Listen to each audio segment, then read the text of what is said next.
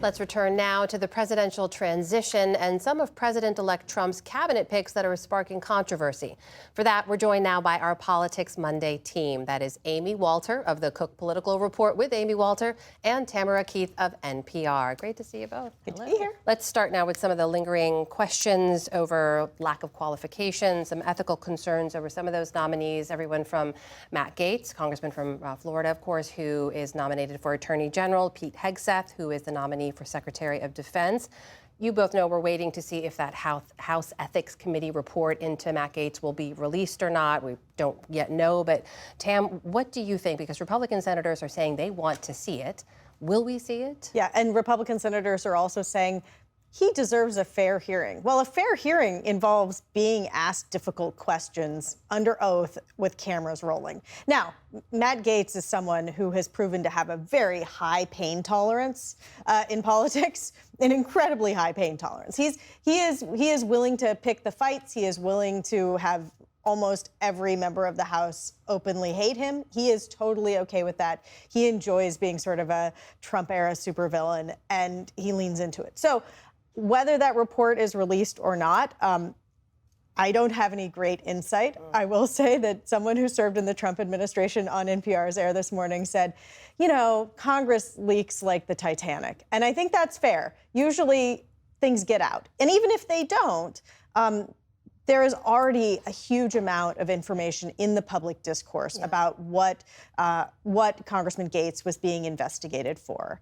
And there is already pressure being put on Republican senators to just pass through everybody. Yeah. Right. I mean, what about that pressure? Because the Trump team insists, and President-elect Trump insists, these are his picks, this is who he wants. Is this a test for senators, and really for Senator John Thune, the newly elected leader?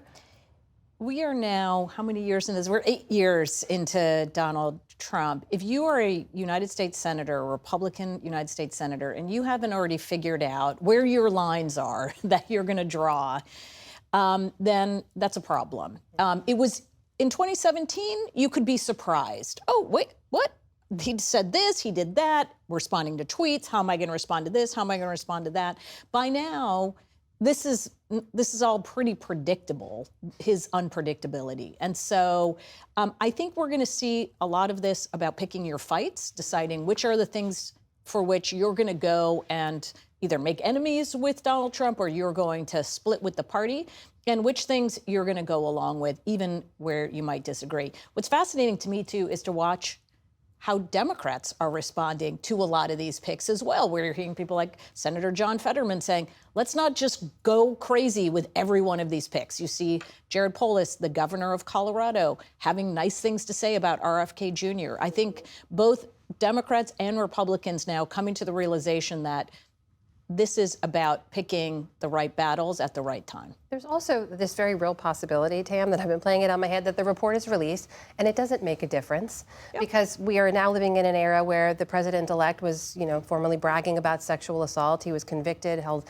liable for sexual abuse as well. So are senators here is there a line, as Amy says here, that they're trying to walk? Do they cede their power if they just kind of rubber stamp everyone now? Well, I think that the challenge right now is for Republicans who will have the majority in the Senate. Like, Democrats only have so much say here, like none.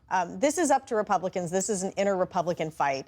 And it may not be a fight at all, because how much political capital do they want to spend on this versus early on? Something else that is much more important maybe to them or their constituencies?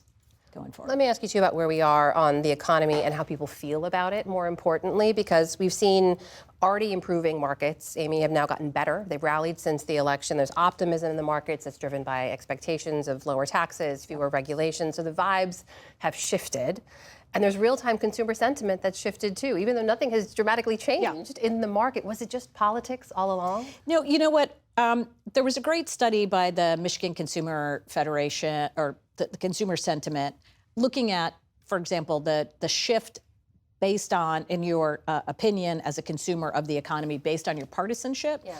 And the biggest gap that they had measured was right after the 2016 election, where going into that election, Republicans thought the economy was terrible. Democrats thought it was great. By the time we got to February of 2017, it had completely flipped, even though nothing had happened. So partisanship is a big piece of this.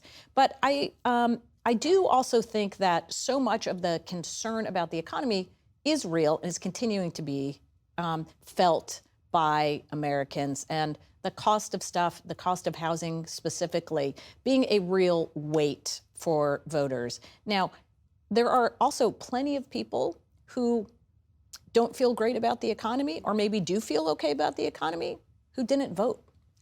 So we can't just look at those folks who showed up and voted as an example of how the broad electorate, or maybe the broad population, feels about the state of the economy. Tam, how do you see it? Yeah, I mean, I think that it's been a long time now that politics basically broke economic perception. And I would take this all the way back to 2012 when I was out in Ohio interviewing voters, and Republicans told me the economy was terrible.